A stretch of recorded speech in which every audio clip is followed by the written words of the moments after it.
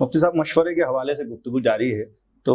یہ بھی بتاتے جائیں کہ مشورے کے وقت کیا احتیاطیں کی جائیں گی؟ دیکھیں، مشورہ دیتے وقت احتیاط کے سلسلے میں نا حکم یہ ہے کہ نبی کریم علیہ الصلوۃ والسلام نے فرمایا کہ جب بھی تم سے مشورہ کیا جائے تو یہ مشورہ تمہارے پاس ایک امانت ہے۔ تو اب آپ اسے تصور کر لیں کہ نبی کریم علیہ الصلوۃ والسلام نے کس قدر اس کی اہمیت کو بیان فرمایا کہ جب تم سے کچھ سوال کر رہا ہے نا، کسی چیز کے بارے میں مشورہ کر رہا ہے تو تمہارے پاس ایک امانت ہے۔ تو جب مشورہ دینا ہو تو سب سے پہلے خود دیکھ لیا جائے کہ جس چیز کے بارے میں مجھ سے سوال پوچھا جا رہا ہے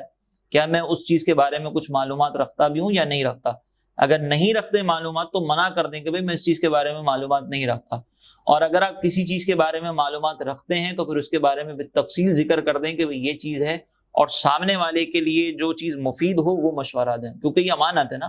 بعض اوقات ہمارے یہاں پر لوگ یہ کرتے ہیں کہ سامنے والا جو سننا چاہتا ہے نا، جو چیز اس کو پسند ہے، جو جس چیز سے وہ خوش ہوتا ہے وہ مشورے میں کہہ دیتے ہیں، حالانکہ معلوم ہے کہ یہ جو چیز سننا چاہ رہا ہے، یہ جو چیز چاہ رہا ہے نا، یہ غلط ہے، اس کے لیے نقصان دہ ہوگا۔ لیکن چونکہ ہمیں اپنے تعلقات خراب نہیں کرنے ہوتے، اپنی بات خراب نہیں کرنی ہوتی، تو ہم وہ بات کرتے ہیں جو سامنے والے کو پسند ہو، جو سامنے والا چاہتا ہو، لیکن ہم اس کے حساب سے غلط مشورہ دے دیتے ہیں، بے خیالی میں غلط مشورہ دیتے ہیں۔ دوسری چیز اس مشورے کے اندر یہ ذہن میں رکھیے گا کہ شریعت مطہرہ نے ہمیں اس بات کی اجازت دی ہے کہ مشورہ دیتے وقت اگر کسی کی ہمیں غیبت کرنی پڑ جائے تو غیبت بھی کر سکتا ہے۔ یعنی غیبت ویسے حرام ہے،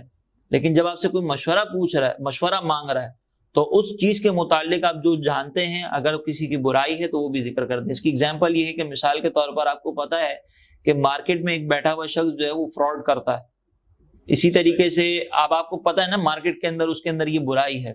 تو وہ جو اگر آپ سے اب کوئی مشورہ کرتا ہے کہ یار میں اس کے ساتھ کاروبار کر لوں یا نہ کر لوں، اب آپ کو پتا ہے کہ یہ فراڈ کرنے والا ہے، یہ پیسے کھا جاتا ہے، اب اس کی اس برائی کے بارے میں آپ پیٹھ پیچھے ذکر کر سکتے ہیں کہ بھئی دیکھو یہ پیسے کھا جاتا ہے، تم اس کے ساتھ کرو گے تو پھنس جاؤ گے۔ تو اب یہ بظاہر غیبت ہے، لیکن ہم سامنے والے کو نقصان سے بچا رہے ہیں، تو وہاں پر ہم غیبت کی نیت نہیں کریں گے، سامنے والے کو نقصان سے بچانے کی کریں گے۔ یوں ہی جب رشتہ کیا جاتا ہے، اب مثال کے طور پر اب رشتے کے لیے بعض اوقات پڑوسیوں سے پوچھا جاتا ہے کہ لڑکا کیسا ہے، لڑکی کیسی ہے، تو بعض اوقات اپنی کوئی بات خراب نہ ہو اس کے لیے وہ غلط مشورہ دیتے ہیں کہ ہیرا ہے لڑکا یہ تو، اور بعد میں پھر وہ بالکل زیرو نکلتا ہے۔ تو وہاں پر بھی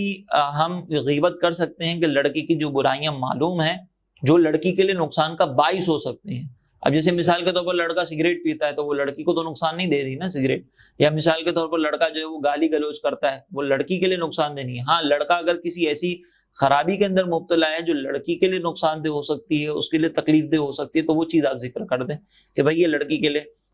تکلیف دہ ہو سکتی ہے، یہ لڑکا جو ہے وہ آوارہ گردیاں کرتا رہتا ہے، لڑکیوں سے دوسری دوستیاں ہیں خدا نخواستہ اس کی، تو یہ ساری چیزیں آپ ذکر کر سکتے ہیں کہ بھئی یہ اس کے اندر برائی ہیں۔ تو اس میں یوں سمجھ لیں کہ مشورہ دیتے وقت وہ برائی آپ اس کی ذکر کر سکتے ہیں کہ جس برائی کا جاننا سامنے والے کو نقصان سے بچا سکتا ہو۔ یہ نہیں کہ اب مثال کے طور پر غیبت کی اجازت ملی تو سارے خاندان بھر کی برائیاں شروع کر دی جائیں، یہ بھی نہیں ہو سکتا۔ تو یہ دو احتیاطیں مزید ذہن میں، پہلی احتیاط یہ ذہن میں رکھ لیں کہ مشورہ دیتے وقت آپ یہ تصور کریں کہ میں سامنے والے کو اس کی امانت دے رہا ہوں، لہٰذا جس سے وہ راضی ہو وہ چیز ضروری نہیں کہ آپ جس سے وہ راضی ہو وہ مشورہ دیں، بلکہ جو اس کے لیے مفید ہو وہ مشورہ دیا جائے۔ اور دوسرا یہ کہ اس کے اندر جو ضروری غیبت ہے اس کی اجازت سامنے والے کو نقصان سے بچانے کے لیے